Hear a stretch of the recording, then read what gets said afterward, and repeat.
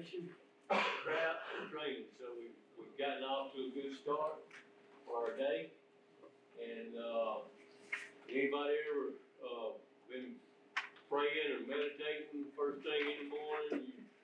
You've done, you had everything in order, and you've done what you're supposed to do. And the next thing that crosses your mind is a temptation. I know what I'm talking about. Okay. So temptation, traps, and training. We need to learn how to identify these. Okay, so that when it comes back at me tomorrow, if I dealt with it today, I'm trying to visualize what I could have done better, right? So when I do that, I want to be able to recognize. Because if I don't recognize it, then I'm just going to let it keep happening to me. And so my goal is to sidestep the trap. And so I have to train myself to do that. It won't just happen automatically.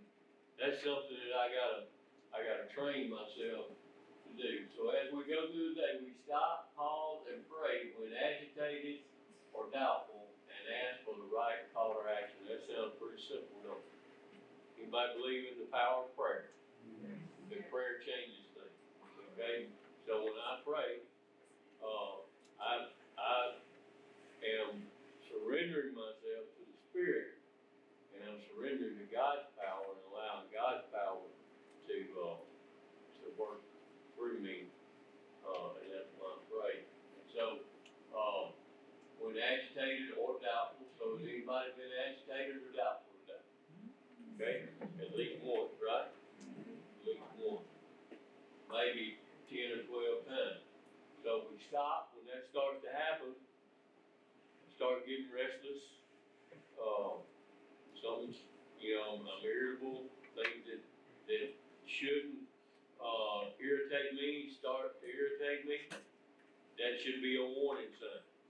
That should be a warning sign that this is happening to me. Okay, and I'm headed in the wrong direction, so I need to stop. I need to do something different. Easier said than done. Any of y'all ever tried to just stop thinking before? Yeah. I challenge you to stop thinking for like 10 seconds. Okay? So, but what we do is we stop thinking in that direction, and we intentionally turn our thoughts in a different direction. Okay? So we ask for the right thought or action. We constantly remind ourselves we're no longer running the show. Humbly saying to ourselves many times each day, thy will be done. So not just once in the morning. I may need to repeat that several times during the day. And it may come right after. I don't understand all this, but I'm trusting you. Your thoughts are higher than my thoughts, and your ways are higher than my ways. That's Isaiah 55. And so I trust that. We're then in much less danger of excitement. So here's some stormy emotions that can cause us trouble. Excitement. And excitement could be on the positive side or the negative side. I can get real excited over some stuff that's positive happening for me. And if I'm not careful, next thing you know, it'll be nationwide. I'm gonna do some big stuff. Like the old ZZ Top song, I'm bad, I'm nationwide. Y'all remember that song? But anyway, so I gotta watch it when things are going good. And fear, anger, worry, self-pity, or foolish decisions, or stormy emotion. My first need is to quiet the disturbance. That's when I stop, I pause, I pray. Whatever your favorite prayer is, sometimes I just pray for God's Spirit. That's what I'm praying for. Do something real simple. We'll become much more efficient. We do not tire so easily, for we are not burning up energy foolishly as we did when we were trying to raise life to ourselves. So I don't know about y'all, but I've spent some days I'm really tired at the end of the day. And it's not because I'm physically tired, but I'm tired because of what all's been going on. Maybe I've been battling these stormy emotions and I'm really, really tired at the end of the day, but I don't really have a reason to be tired. And it's because of these stormy emotions. So we become much more efficient. Anybody believe that they're more efficient when they don't have all these things running through their head? You know what it feels like to be where you're supposed to be, doing what you're supposed to be doing. And there's no doubt about it. You know what that feels like? Okay, so think about how efficient that is. When a person, and it could be like you may be playing a sport, you may be coming to one of these meetings, okay? You may be helping one of your friends through a situation that they need some help with, but you're in the right place at the right time. There's no doubt about it, and how efficient you are when that's true. So that's kind of what we're talking about. We're trying to move toward that on a more consistent level than we've been there. God grant us the serenity to accept things that we cannot change. Okay, so we pray that prayer many times, don't we? We usually apply it often. God grant us the courage to change the things we can. So if you got things in your acceptance category that needs to move to your change category, and I believe that when we pray for wisdom to know the difference, then God will tell us, He's going to reveal to us. We need revelation, and He's going to reveal to us things that are in our acceptance category that need to move to our change category. And then there's going to be some things in our change category that need to be in our acceptance category because we've been trying to arrange life to suit our fit. And so we pray for the wisdom to know the difference. And if I was still a gambling man, I would bet that everybody sitting in this room has got some things in your acceptance that you're accepting that really need to move to the change. And then you've got some things that you've been trying to change that you probably just need to accept and wait on God's time for it to take place.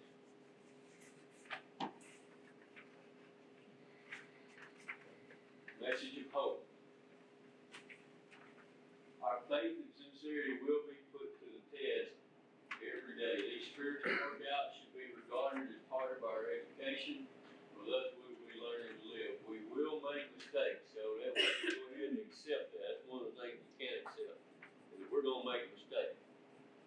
But if we are in earnest, if I'm serious, actually, if my faith and sincerity passes the test, then it's not going to drag me down. They will not drag us down. Instead, we will capitalize on this. A better way of life will emerge when they are overcome, not if they are overcome. Remember, with God, all things are possible, right? So we put it in His hands. He does whatever is absolutely correct with it, and then He gives it back to us. And when He gives it back to us, it's had a change of possession, right? It no longer possesses me. I possess it. And then with it in God's hands, it becomes infinitely powerful. So that's a pretty big deal. That when you play that on that, that's a pretty big deal. Okay, so notice that it says when they are overcome and not if they are overcome. So we walk by faith, not by sight. We want to set our sights on the realities of heaven. We want to set our minds on things above, not on earthly things. And it's only by the grace of God, His power, His love, and His way of life that we truly have a real chance to overcome our opposing team. So, we all have a born date and a death date. And, that is what we might refer to as this life. And, so, in this life, we'll have many troubles, okay? But take heart, because with God, all things are possible, okay? So, it's only by the grace of God, His power, His love, and His way of life, that's the spirit that He brings, do we truly have a real chance to overcome our opposing team. So, let's just say we're all at that hash mark. You see the constant line, and you see the dash line. Just to say we're all at that hash mark, or it's hash time. And so we look back over here, and we look over here, and we realize, anybody starting to realize that every day is game day? Okay, every day is game day. Be strong and courageous. Do not be afraid of the servant, for the Lord our God is with us wherever we go. Our hope is that by passing on this simple method, it will continue to help others break old destructive habits and replace them with new constructive ones. So everything that we have talked about tonight, it should be used in a constructive way, not in a destructive way. We got to be really careful when we practice self-examination, because when we find things that are really disturbing to us, that are the truth about us, sometimes we'll look at that in a destructive way, and we'll let it latch on to us, so to speak. Y'all ever let something latch on to you that was unhealthy for you to hang on to, and we might even carry it around. Everybody else can see it, but you don't really realize what's happening, but everybody else can see it, and they even may make comments to kind of enlighten us. We'll pay attention. Folks will make comments, and they'll be trying to help us get past this, whatever it is. So, which one are we going to practice? Which one am I going to practice? I'm going to practice. I want to live, right? This life, I've been given a life worth living, been shown a way out and up from this side over here, from the tree of the sea, and I no longer have to live in that. And now I know that I have the power of choice. I've been given the power of choice. God has given me that power, so I get to choose. So I'm going to choose either life or death. So which one? And so that's going to happen in my thought life. It's going to happen in the way I talk, the way I walk, the way I view things, and the way I trust and respect God and others. It's all going to be clear in the way that I carry out my daily life. So, a vision for you. Remember, this is a personal thing to begin with, and then from there it moves out, right? So we did the prayer earlier, asking God to build with us and do with us as He saw fit, right? And then we prayed for me, and then we prayed for us. Okay? So vision for you, and then it becomes a vision for us. So I think one of the biggest revelations for me, and I know I say that quite often, but I got a lot of big revelations going on. But anyway, so one of those is that the most satisfactory years of your existence lie ahead. So if anybody has let the lie latch on to them, that your best years are behind you, see, that's a lie. Remember, we walk by faith, not by sight. We want to set our minds on things above, not on earthly things. So the most satisfactory years of my existence do I know that up here, but I have received it, in here. And like I really know that. So that means that I don't get wrapped up in these things to the degree that I used to. So would anybody like to see that disappear? That's pretty cool, isn't it? I like that thing. Easy on that. Shoot, yeah, like a fly. Shoot. With God, all things are possible. So we have to believe.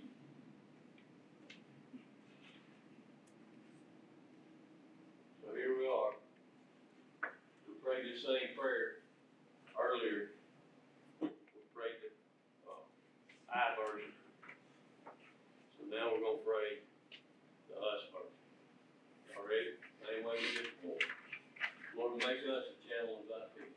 Lord, make us a channel of thy peace. And where there is hatred, And where there is hatred, we may bring love. we may bring love. And where there is wrong, Where there is wrong, we may bring the spirit of forgiveness. we may bring the spirit of forgiveness. And where there is discord, And where there is discord, we may bring harmony. we may bring harmony. And where there is error, And where there is error, we may bring truth. we may bring truth. And where there is doubt, And where there is doubt, we may bring faith. we may bring faith. And where there is despair, And where there is despair, we may bring hope. we may bring hope. And where there is shadows, And where there is shadow, we may bring light. we may bring light. And where there is sadness, And where there is sadness, we may bring joy. we may bring joy. So here we are, God. Here we are, God. Send us. Send us.